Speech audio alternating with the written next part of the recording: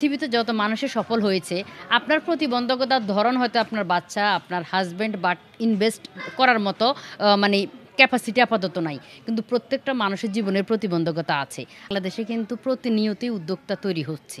যেটা কয়েক বছর আগেও এত বেশি ছিল না।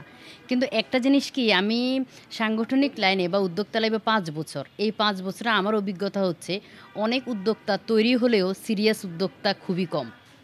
দেখা যাচ্ছে একজনের পণ্য দেখলাম বা আমার সময় যাচ্ছে না একটু পণ্য নিয়েই কাজ শুরু করা বা আমার শখের উদ্যোক্তা। কিন্তু এটাও এই ক্যাটাগরির উদ্যোক্তাই বেশি। কিন্তু আমি আমার উদ্যোগটাকে একটা পর্যায়ে নিতে হবে। যেই স্বপ্নটা আমি দেখছি বা যেই স্বপ্নটা আমি শুরু করেছি, এই স্বপ্নটাকে প্রতিষ্ঠিত করতে হবে। বা আমার ডেডিকেশন বা আমার প্রায়োরিটি লিস্টে আমার উদ্যোগটাও থাকবে। এ ধরনের উদ্যোক্তা কম।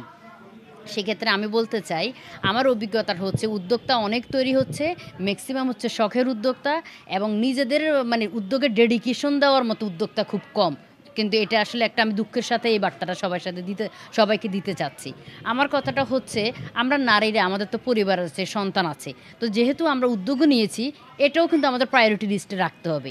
যদি মনে করি যে আমি এটাকে প্রায়োরিটি লিস্টে রাখতে পারছি না বা এটাকে আসলে প্রতিষ্ঠিত করতে পারছি না, তাহলে আমার সময়টা পরিবার এবং সন্তানকেই দেওয়া উচিত। শুধু মানে দেখা যাচ্ছে মার্কেটে কম্পিটিশন বাড়িয়ে লাভ নেই। একদম সত্য কথা হচ্ছে এটাই আমি বলব।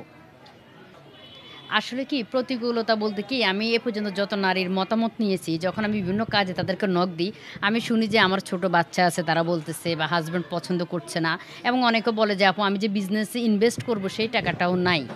একটা কথা কি আমি বলতে চাই যে পৃথিবীতে যত মানুষের সফল হয়েছে, আপনার প্রতিবন্ধকতার ধরন হয়তো আপনার বাচ্চা, আপনার হাসব্যান্ড বাট ইনভেস্ট করার মতো মানে ক্যাপাসিটি আপাতত নাই। কিন্তু প্রত্যেকটা মানুষের জীবনের প্রতিবন্ধকতা আছে। আপনি যদি মনে করেন যে না আমি আমার উদ্যোগকে একটা পর্যায়ে নিবই এবং যে স্বপ্নটা আমি দেখছি সেই স্বপ্নটা আমি বাস্তবায়ন করবই, তাহলে সন্তানকে যত্ন করেই আপনি উদ্যোগকে নিয়ে আগাইতে পারবেন।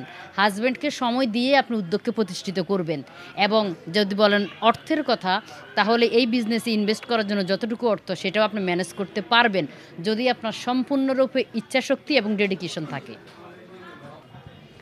আমি আসলে কি যে রাঁধে সে চুলো বাঁধে এবং নারীরা ২ কাজে পারদর্শী এটা আপনারা জানেন। তারা ঘর বাহির ২ টাই সামলায়।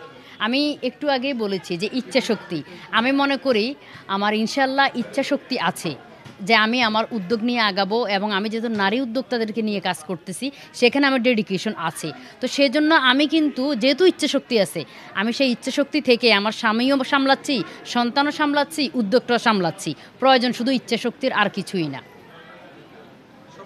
নতুন যারা উদ্যোক্তা হওয়ার চিন্তা করতেছেন, আমি সবাইকে বলি সময় নষ্ট করার জন্য বা শখের উদ্যোক্তা হবেন, এরকম যদি চিন্তা করেন তাহলে আসলে উদ্যোক্তা আর হইয়েন না, এটা আপনার সময়টা নষ্ট হবে।